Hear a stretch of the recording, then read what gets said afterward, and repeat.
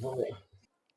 Boa noite. Hoje nós iremos apresentar o trabalho de Engenharia de Software 2, Avaliação 2, Monitoramento e Desenvolvimento de um Jogo Web. Meu nome é Guilherme Matos Chiquito.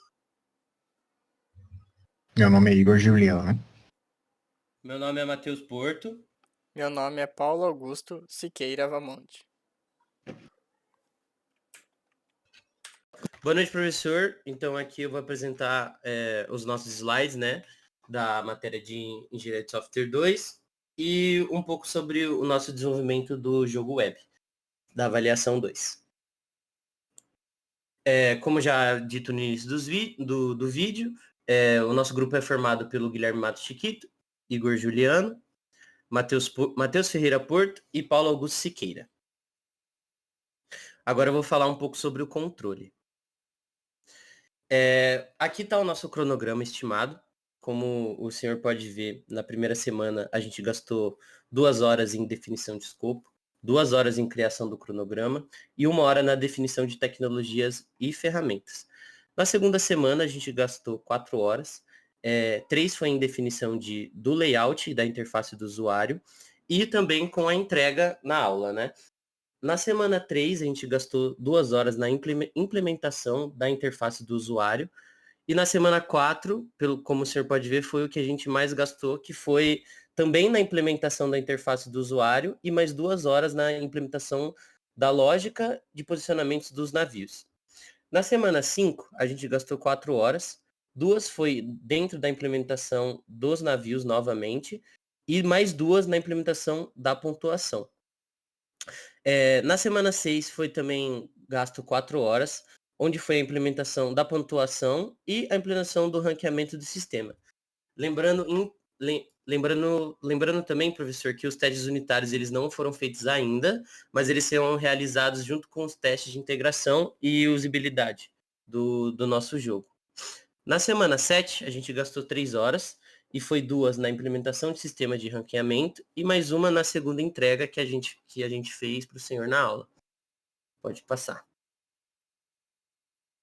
Aqui está o nosso tempo estimado versus nosso tempo restante. Como a gente já tinha dito na aula, a gente começou bem, um pouco atrasado, a gente atrasou um pouco no início, a gente até conseguiu recuperar, mas agora a gente está um pouquinho atrasado ainda na entrega.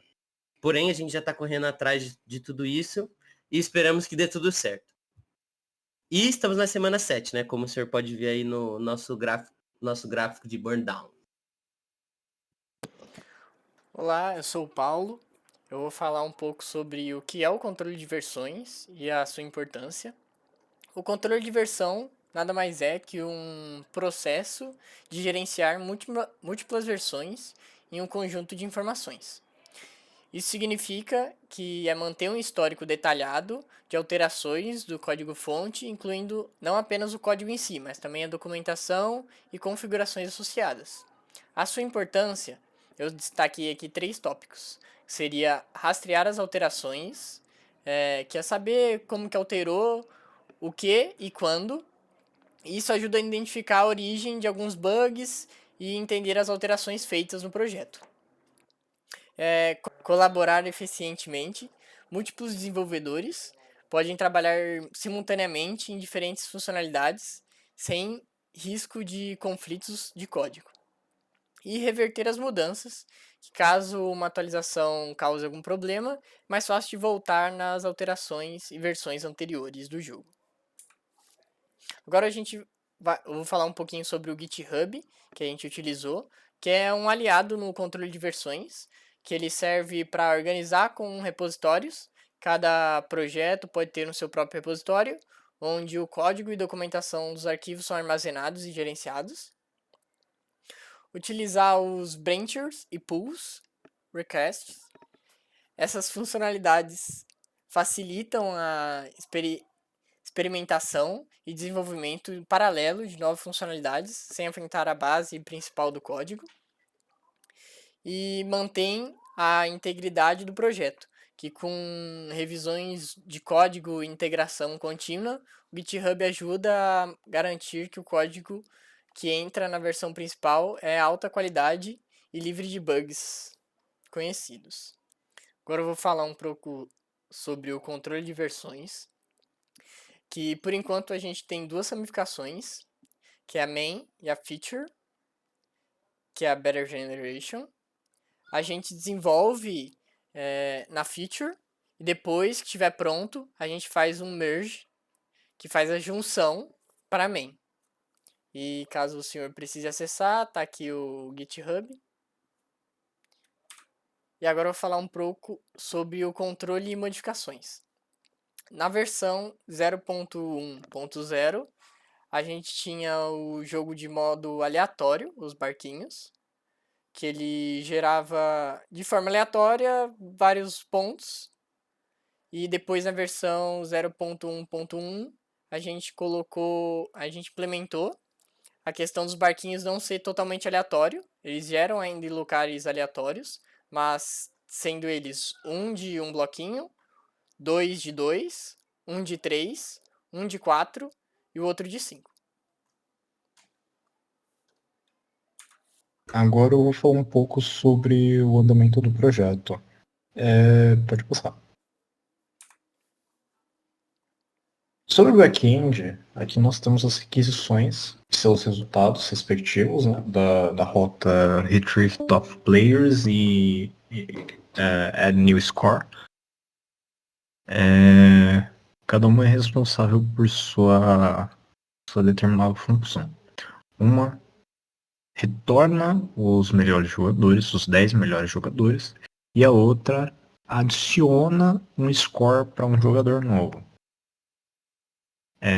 O back-end foi feito em Nest.js e é uma implementação de um serviço para o gerenciamento de funções de um jogo.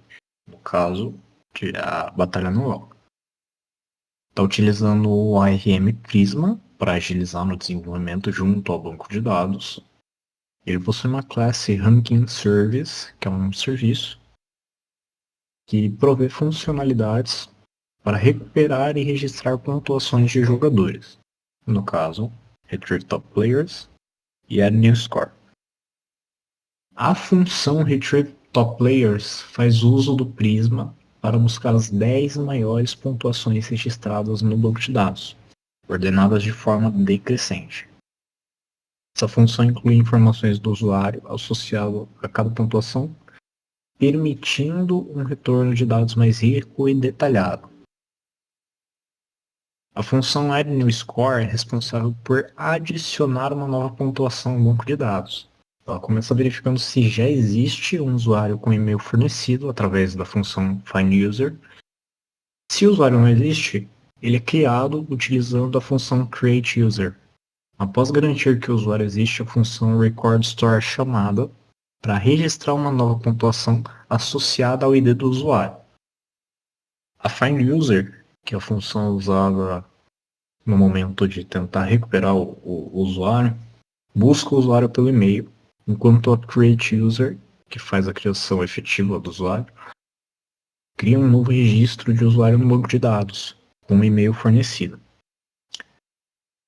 Já a função RecordStore, que é chamada finalmente após todo esse processo, faz o registro no banco de dados e associa o usuário correspondente marcando a data e hora do registro. A implementação destaca a eficiência e organização do código no Nest.js, utilizando injeção de dependências e promovendo a modularidade e reusabilidade do código através de funções claramente definidas para operações específicas de banco de dados.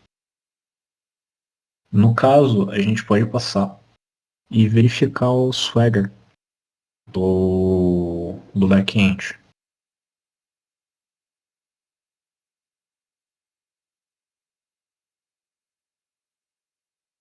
Aqui vão estar basicamente as informações que já foram faladas anteriormente.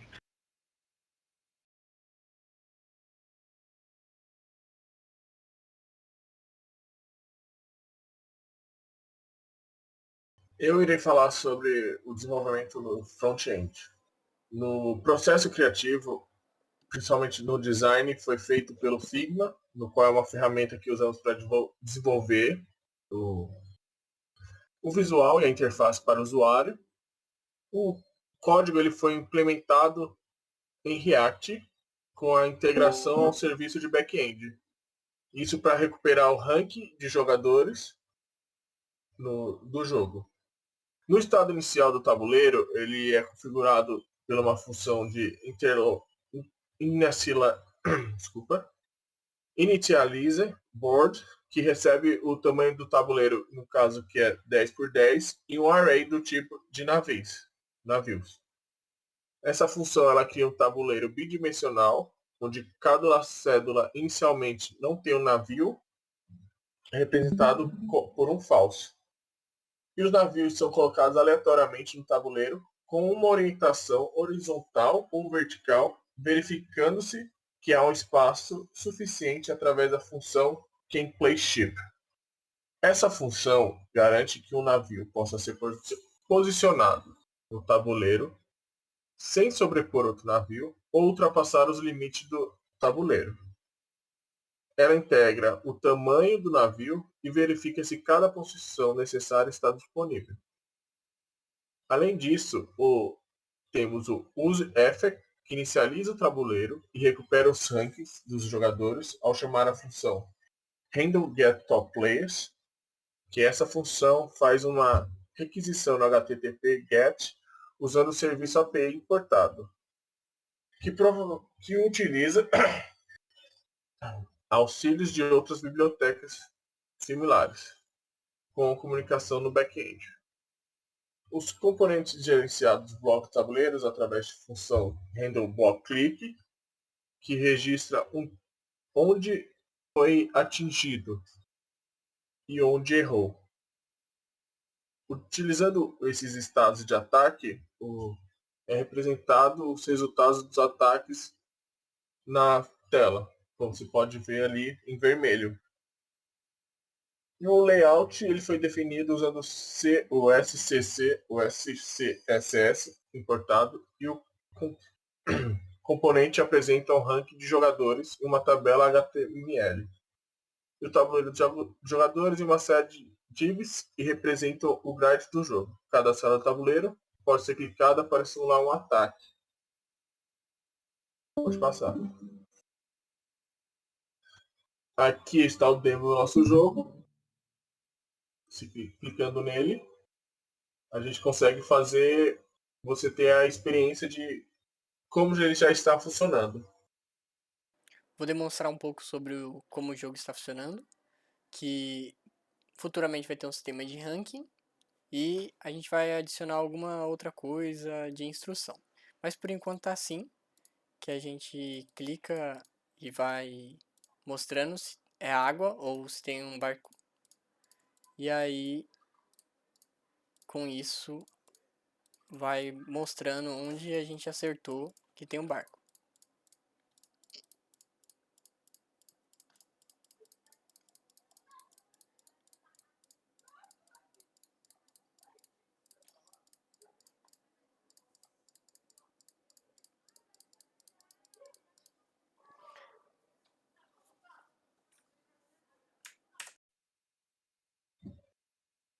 Pode passar. Obrigado pela atenção e tenha uma ótima noite.